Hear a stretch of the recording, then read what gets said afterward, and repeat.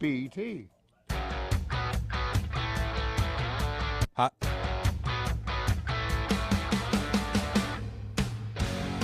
And welcome into a Thursday edition of the Carolina Journal News Hour on News Talk 1110 and 99.3 WBT. I'm Nick Craig. Good morning to you. A busy show coming up for you this morning. After Tropical Storm Debbie forced him to cancel a visit last month, Ohio Senator J.D. Vance made his first appearance in our state capitol yesterday afternoon. Vance, of course, the running mate of former President Donald Trump, discussed the economy, immigration, and housing crisis while speaking to a packed crowd at Union Hall in Raleigh. Inflation has cost the average North Carolina family over $30,000 since Kamala Harris took office. Gas prices are 30% higher today than when Kamala Harris took office, and home prices, especially here in Raleigh and some of the big cities, housing is completely unaffordable for young Americans. 56% higher thanks to Kamala Harris's policies. North Carolina has been buzzing with candidate visits lately. Kamala Harris was in Charlotte and Greensboro last week. Tim Walz was in Asheville on Tuesday. Trump made appearances in Charlotte and Asheboro in the months of August and earlier this month. And the campaign frenzy continues this weekend with the former president having a scheduled rally in Wilmington on Saturday. Obviously, North Carolina continuing to be a top state for both the Democrat and Republican candidates. It's 5:06 on the Carolina Journal News Hour. We have got an exclusive for you this morning on the Carolina Journal News Hour. Hot off the presses this morning is the most recent Carolina Journal poll. To go through some details of that, it's my pleasure to welcome the CEO of the John Locke Foundation, Donald Bryson, to our airwaves here this morning. Donald, good morning to you, and we've got a lot in this poll to cover over the next couple of segments. Good morning, Nick. It's always good to be with you, and thanks for having me on, talking to the good folks around the Charlotte area. So let's, dive in at the top of the ticket. What are we seeing in regards to the race between former President Donald Trump and current Vice President Kamala Harris? So that race has tightened up significantly. We had Donald Trump at a 3.1% lead back in our August poll, and now they are virtually tied at 45.6% for Trump, 45.3% for Kamala Harris. And then we also have the Libertarian Constitution Party, Green Party, and Justice for All Party candidates in there as well. None of them are getting above 2% at this point, however, and we still have 6% of people that are undecided. When you take a look and compare that to some of the more the latter polls from Carolina Journal that have come out over the last couple of months, Kamala Harris obviously gaining some attention as folks learn who she is. Where does Donald Trump stand? Is he going up or down compared to over the last few months? He has gone down, but a very little bit, compared to maybe our August poll where he was at 47.2%. We now have him at 45.6%. Where we're seeing real movement is if you look back at our polls in April and May when Joe Biden was the candidate. In May, we had Joe Biden polling at 38.1%, and yet now we have Kamala Harris at 45.3%, virtually tied with Donald Trump here. And so she's getting a lot of credit by virtue of just not being Joe Biden at this point. There's something to be said for that. I heard some political analyst in Raleigh say at some point last year that, whichever one of these, the two major political parties in our country would give up on their 80-year-old candidate first may very well win the election. And this shows Donald Trump slightly ahead, well within the margin of error, but there's something to be said probably for that wisdom. Would it be accurate to maybe say that Joe Biden had hit his political ceiling in terms of polling, and even with Kamala Harris now in the race, even though she is the vice president, she's re-engaging maybe Democrat voters that weren't on the Biden campaign? What do you attribute this jump to that Biden couldn't seemingly get over? Well, the Joe Biden was polling at 38.1, 38.9%, below 40%. Which means that he was really hitting that core Democrat vote, and they were going to vote for whoever was Democrat, or they were going to vote for whoever was not Republican in that race at that point. But what we're seeing is that she is starting to bring in more people and Democrats that maybe had not been energized about the race beforehand by virtue of just not being Joe Biden. Remember, if you're a Democrat and you're on the left in North Carolina politics, you were never concerned about Joe Biden's policies. You were concerned about Joe Biden's ability to lead the country. And so now you have his vice president essentially stepping in place. It's going to be difficult for her to not fully endorse all of Joe Biden's policies, but she is younger. She does seem to know where she is in campaign events and that sort of thing. And so it seems that she has gone up from where Biden had been, and Donald Trump is generally holding steady from where he had been almost since May. Let's turn our attention to one of the hottest governor races in the country. At least that's what it was expected to be. That the race between Republican Lieutenant Governor Mark Robinson and Democrat Attorney General Josh Stein. Pollings, not just from the Carolina Journal, but other organizations, Donald, have showed Mark Robinson down big time. What does the most recent Carolina Journal poll show about him? The most recent Carolina Journal poll has Mark Robinson at 39.2%. compared to Josh Stein's 45.5%, so a 6% difference between the two outside of the margin of error. Wayne Turner with the Green Party is at 0.3%, Mike Ross, the Libertarian, at 2.4%, and then Vinnie Smith with the Constitution Party at 0.2%. What we're seeing is really Josh Stein gaining more ground and widening the gap over time. This is not really about Mark Robinson going down. Mark Robinson has never breached that 40% mark in our poll. If you look back at our April poll, he was at 39.9%. Our May poll had him at 39.2%, which is exactly where he is right now. And so all year he has basically stayed between about 38.2% and 39.9%. He's not wiggled much more than 1.7% all year. Josh Stein, however, has gone since April from 37.9 to 45.5, which is quite a swing. When you look at it, I mean, that's about an 8-point swing or an 8-point gain for him over that time. When you look at the comparison and the difference between Trump's numbers and Mark Robinson's number, what do you attribute the ceiling that Robinson is at that Trump has seemingly broken, yet he's just one position down on the ballot compared to the former president? Well, for one thing, Donald Trump is far more well-defined than Mark Robinson is. I think Robinson has let Josh Stein and Josh Stein's ads, and ads for the Democratic Governors Association for that matter, really define who he is. And they have really just dropped an avalanche on Robinson, as opposed to, Trump is his own political animal. He is his own political entity. He carries gravity, and things actually have to gravitate towards him in the political sphere. And so the number of undecideds in the presidential race are literally half the number of undecideds in the gubernatorial race. Robinson's just not done a very good job of defining himself outside of Mark Robinson being able to define him. Especially when Josh Stein's ads against Mark Robinson are just Mark Robinson talking. Donald Bryson joins us this morning. He, the CEO of the John Locke Foundation, will cover a couple of other races across the state coming up on the Carolina Journal News Hour. It's 5:13 on News Talk 1110 and 99.3 WBT. Time for our first look at traffic this morning with Boomer Von Cannon. Hey, thank you, Nick. Good morning. Look.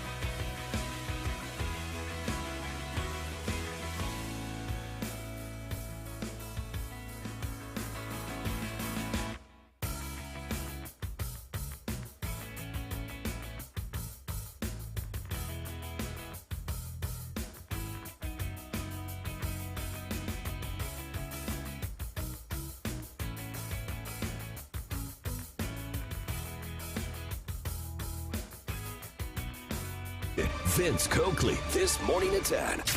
WBT. Your emergency situation station. 520. Welcome back to the Carolina Journal News Hour on News Talk 1110 and 99.3 WBT. Also streaming live on YouTube on the Carolina Journal YouTube channel. Following our breaking news this morning, the latest Carolina Journal poll just released here minutes ago on the News Hour shows a tight race between former President Donald Trump and VP Kamala Harris.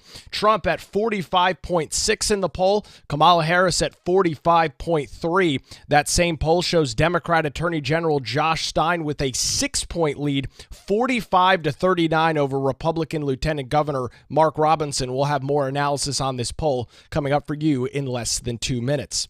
The Democrat National Committee and a group working with Democrat operative Mark Elias's law firm both hope to intervene in Republican challenges of a newly approved voter identification rule for the University of North Carolina at Chapel Hill.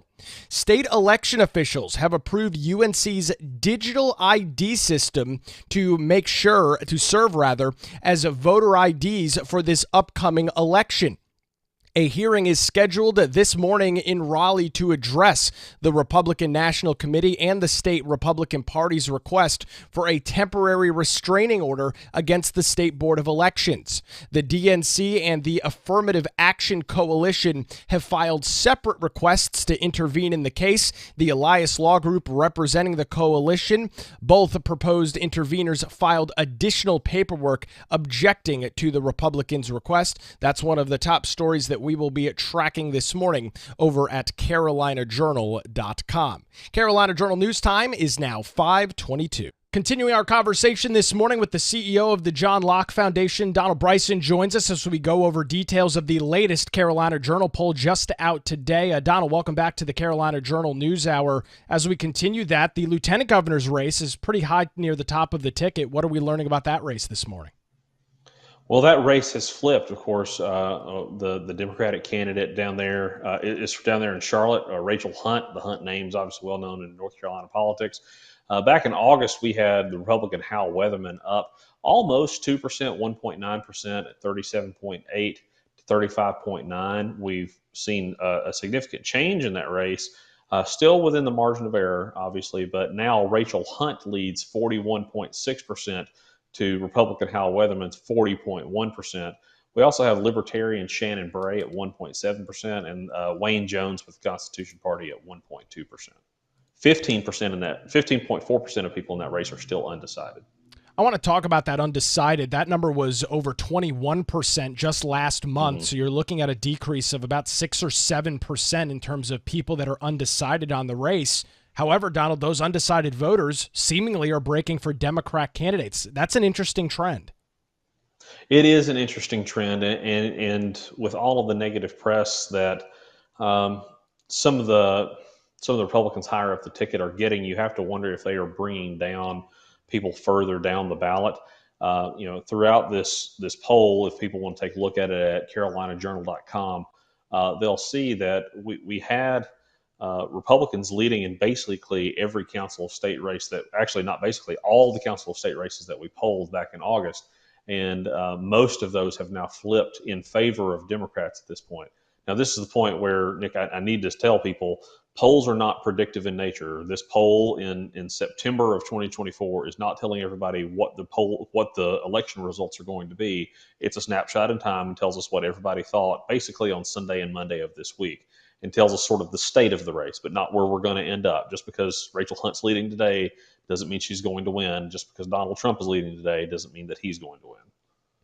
Do you think the onslaught of Democrat super PACs and Democrat candidates higher up on the ballot that are, Kamala Harris, the likes of Josh Stein, that have been flooding TV, radio, and digital markets all across the state, do you think that's having an impact on those down ballot candidates significantly enough to flip those undecided voters like we're seeing right now? Oh, I definitely do. I definitely do. I think just the avalanche of money that we've seen in favor of Josh Stein on television. If you watch the Olympics, or if you're watching any college or professional football, you're seeing a lot of those ads right now. But I think that is definitely affecting a lot of things. There are very few people that are undecided on Donald Trump, but I do think Trump, I think, has a little bit more cushion among voters because he is more defined than the undefined Republican in North Carolina. So when people see the name Republican Hal Weatherman for lieutenant governor, they are probably viewing him as running with Mark Robinson or similarly to Mark Robinson. He and Mark Robinson are probably best friends and decided to run together is probably how the average voter is viewing that. Let's turn our attention to another very important race across the state. A Republican is attempting to become the Attorney General for the first time in over 100 years across the state of North Carolina. That's the Congressman and Dan Bishop. What's the latest on that race? Sure. So last month we had Republican Dan Bishop leading Democrat Jeff Jackson 41.7 to 37.8%. So just about 4%, 3.9%. That has changed. It's one of those council state races that has changed in favor of Democrats. We now have Jeff Jackson, the Democrat, leading 44.6% to Dan Bishop's 43.1%. Of course, this race is even more interesting for the Charlotte area as both of these candidates are from there. Donald Bryson joins us this morning on the Carolina Journal News Hour as we cover details on the latest Carolina Journal poll. You can, of course, go to carolinajournal.com and learn more details about that. Let's talk about top issues, Donald. What do voters say are the most important things that are driving them to the ballot box or maybe causing them to stay home over the next couple of months? Sure. So our top issues have generally stayed the same with voters over the past few months. We find that inflation in prices is something that people say is very important to them. Nearly a third, 29.8% of voters say that is their top issue.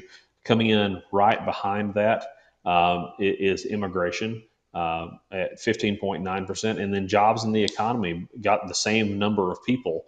That was their top issue. And then right behind that, and these are really the four top issues, is the issue of abortion at 15.6%. So it's inflation, immigration, jobs in the economy, and abortion as the top issues. Now, other issues are named in there: education, crime, energy, and the environment. But those are really sort of the bread and butter. The top issue far and away is inflation and prices, which has double the percentage of anything else relatively close. And so that's really fascinating to find that Democrats are doing so well, particularly Harris, when the issue of inflation is something that has dogged the Biden administration for the past 3 years. Continued analysis on this Carolina Journal poll with Donald Bryson coming up after this on the Carolina Journal News Hour. 528 on News Talk 1110 and 99.3 WBT. Time for another look at traffic with Boomer Von Cannon. Hey, thank you, Nick. We have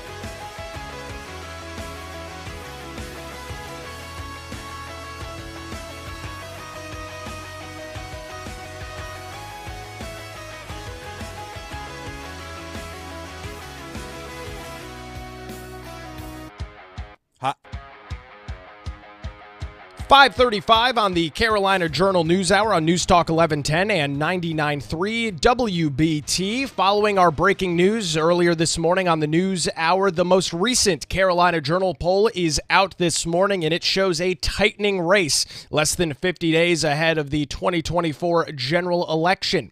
The race between former President Donald Trump and Kamala Harris is razor thin. The poll shows Trump at 45.6, Vice President Kamala Harris at 45.3. A race that is not very close in this poll is that for the next governor of the state. Democrat Attorney General Josh Stein has a 6-point lead, 45-39 over Republican Lieutenant Governor Mark Robinson. We'll have more analysis on that poll coming up for you in about 60 seconds. Yesterday in Raleigh, it was Ohio Senator and Vice Presidential hopeful J.D. Vance making his first appearance in our state's capital. Vance, of course, the running mate of former President Donald Trump, spoke to a packed crowd at Union Hall discussing the economy, immigration, the housing crisis, and more as he spoke for about 45 minutes. The cost of living in this state is up 22%. That means the average North Carolina family is spending about $12,000 more per year. $12,000 more per year, about $1,000 more per month, just to afford now what they could have afforded 3 years ago. It's been a busy couple of weeks in North Carolina. Kamala Harris was in Charlotte and Greensboro last week. Her vice presidential pick, and Tim Walz, was in Asheville on Tuesday. And former President Donald Trump has a rally scheduled in Wilmington on Saturday. North Carolina continuing as a major swing state as we approach the November election. 5:37 now on the Carolina Journal News Hour. The John Locke Foundation CEO Donald Bryson continues as our guest this morning on the Carolina Journal News Hour. Donald, we're talking about the most recent Carolina Journal poll just out this morning. One of the questions you ask in every poll is the country heading in the right or wrong direction? What do North Carolina voters have to say about that? Well, generally speaking, North Carolina voters have been and still are pessimistic about the direction of the country. A clear majority at 63% of voters said that the country is on the wrong track. 27% say that it's headed in the right direction. Now, that's actually a less pessimistic trend than what we've seen the past couple of months. Wrong track has ticked down, right direction has ticked up a little bit, but you still have nearly 2/3 of voters, 63%, saying we're off on the wrong track. The closest that we've seen these two numbers be, even in the last 4 years, if you look at our past polls, was back in March of 2021 when we had only 52% of people say wrong track. And 42% of people say right direction. People are just generally pessimistic. If you go down in the poll, we asked the same question about North Carolina, and a majority of people say that the state is off on the wrong track at 52.6%, with 32.9% saying right direction, which means that people are generally pessimistic about the direction of the state, which is also probably reflected in how they feel about the country. However, I guess a little silver lining is that they feel more optimistic about North Carolina than they do the rest of the country.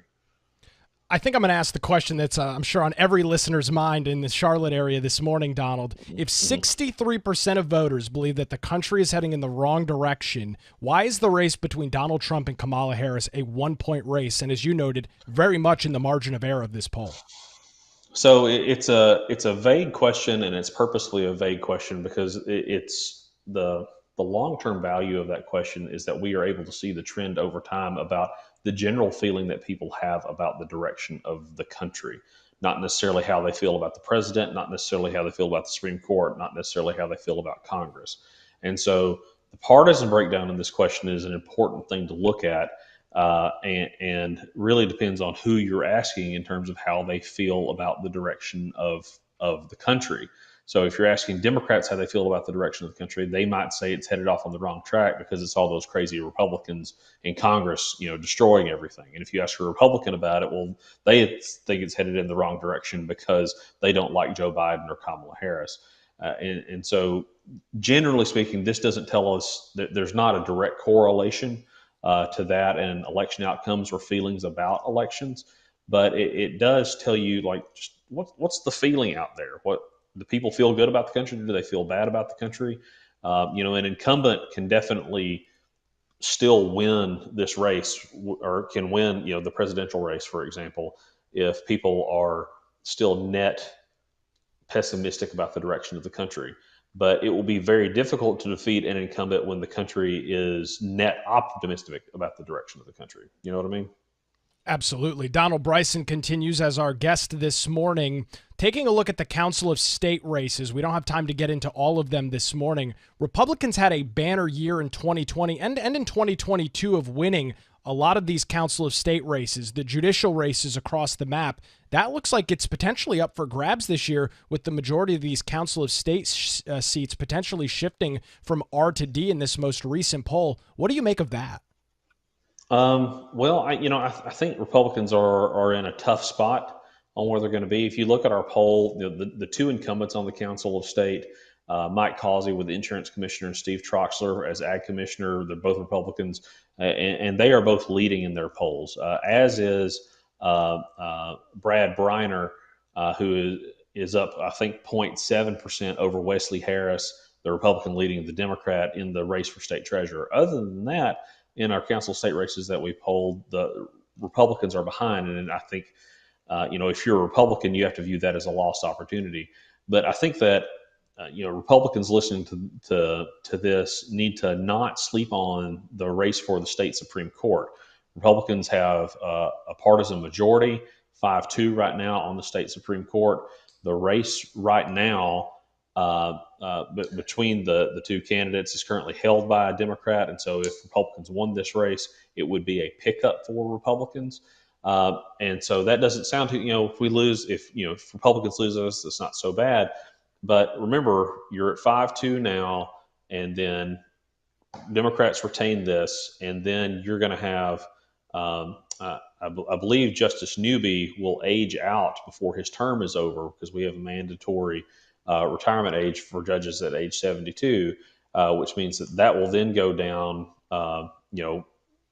even more if Josh Stein wins the governor's race. That'll go down, make it a 4-3 Republican majority, which means that the next Supreme Court race will actually determine the partisan balance on the Supreme Court, unless Republicans lock up the Jefferson Griffin seat, the Jefferson Griffin Allison Riggs race this year, at which point they're guaranteed a majority on the state Supreme Court through 2030. Donald, thanks for the analysis this morning. There's going to be one more poll before Election Day. That's coming up on October 17th, correct? That's right. Carolina Journal will release another poll before Election Day. That will be the day that early voting begins, and it'll be on October 17th. And I believe we are looking at doing a poll dinner somewhere down in the Charlotte area, and we'll have more details to come on that. 5:34 on the Carolina Journal News Hour on News Talk 1110 and 99.3 WBT. Also streaming on the Carolina Journal YouTube channel. Time for a look at traffic with Boomer Von Cannon. Thank you, Nick. Have an incident.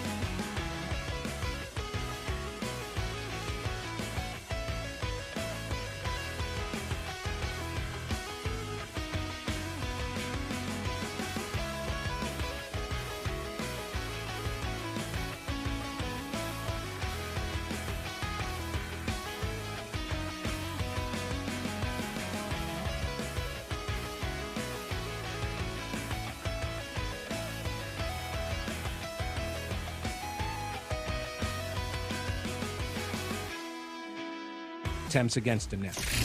Stay connected. Pete Kaliner, today, noon to 3. WBT. Your emergency situation station.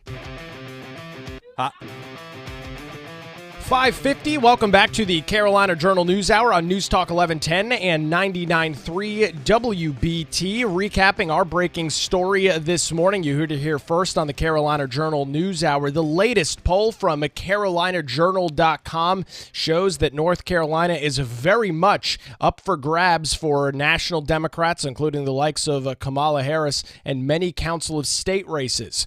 The poll has a very tight race between former President Donald Trump and current Vice President Kamala Harris. Trump at 45.6 in that race, Harris at 45.3. The same poll shows Democrat Attorney General Josh Stein with a 6-point lead, 45-39 over Republican Lieutenant Governor Mark Robinson. That full poll is available, and you can read those details by visiting CarolinaJournal.com. A new federal rule aims to curb foreign land purchases near U.S. military sites to protect national security. However, lawmakers warn there could be a loophole. Some sensitive locations like Coast Guard facilities and Department of Energy labs remain unprotected under the new rule, which could allow potential foreign adversaries such as China to exploit these gaps for espionage.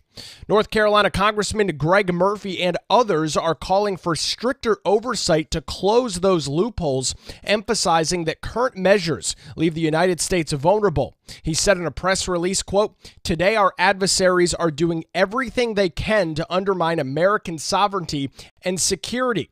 This includes purchasing land on our soil to use for espionage and other belligerent purposes." That is one of our top stories this morning over at CarolinaJournal.com.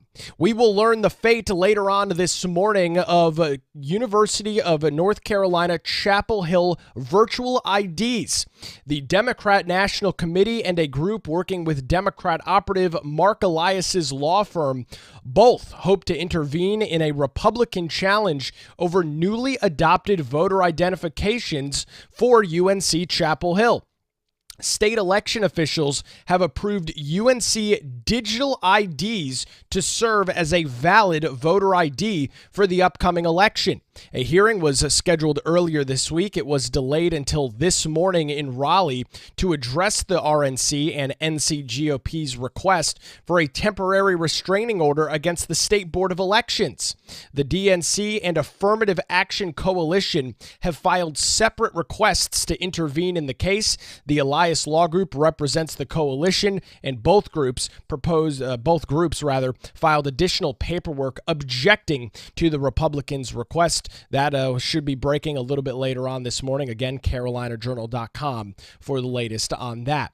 We spent a lot of time this morning, of course, talking about the most recent Carolina Journal poll that shows a razor-tight race between former President Donald Trump and Vice President Kamala Harris, and that might explain why we've seen so many of those individuals in the state.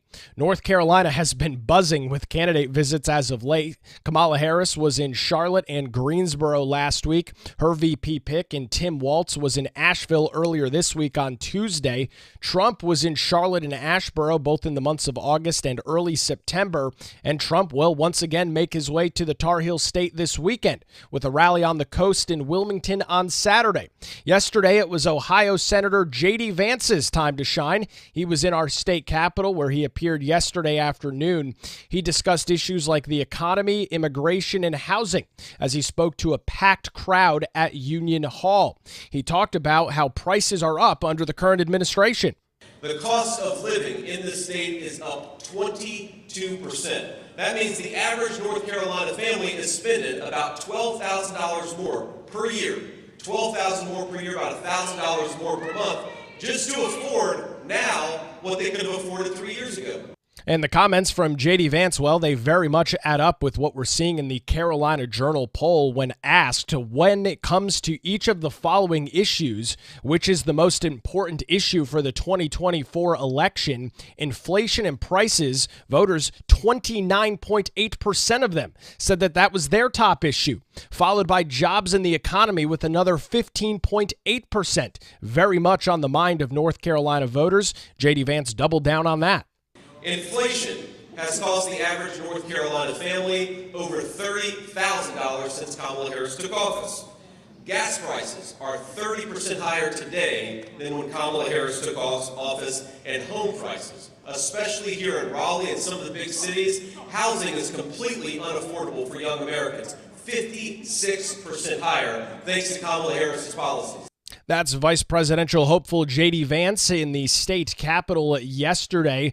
J.D. Vance also took some digs at Kamala Harris and her campaign over their lack of media appearances. And, well, Vance put his money where his mouth is. After he finished speaking to the group at Union Hall, he took questions from local reporters, both television, radio, and print media, talking about the state of the race. As I mentioned earlier, Donald Trump will be in the state of North Carolina this weekend. And as we take a look at the latest 2024 polling, Trump, according to Real Clear Politics, which goes through and adds together all of the various polls and averages all of that out, Donald Trump has a 0.4% advantage in the state as of right now. As Donald Bryson, the CEO of the John Locke Foundation, noted earlier this morning, polls are not necessarily indicative of the outcomes, and just because a poll says one person is winning or another does not inherently or necessarily mean that is going to be the outcome of the election. The takeaway for me, the takeaway for you this morning, North Carolina very much in the 2024 contest. Earlier this week, or last week rather, Fox News moved the state of North Carolina from a lean right to a toss-up, adding it to the likes of Pennsylvania, Georgia, Arizona, Wisconsin, Michigan, in Nevada, as between the Trump and Harris campaign, surrogates, the candidates themselves, and supporters do everything they can to try and secure these swing states, the end goal to get to 270 electoral votes and become the next president of the United States. A busy show this morning. You can find out the latest on the Carolina Journal poll by visiting our website, carolinajournal.com. We'll do it again tomorrow morning. The Federal Reserve has cut interest rates. Economist Dr. Vance Ginn joins us for that. WBT News is next, followed by Good Morning BT. We'll see you tomorrow morning, starting at 5. You're clear.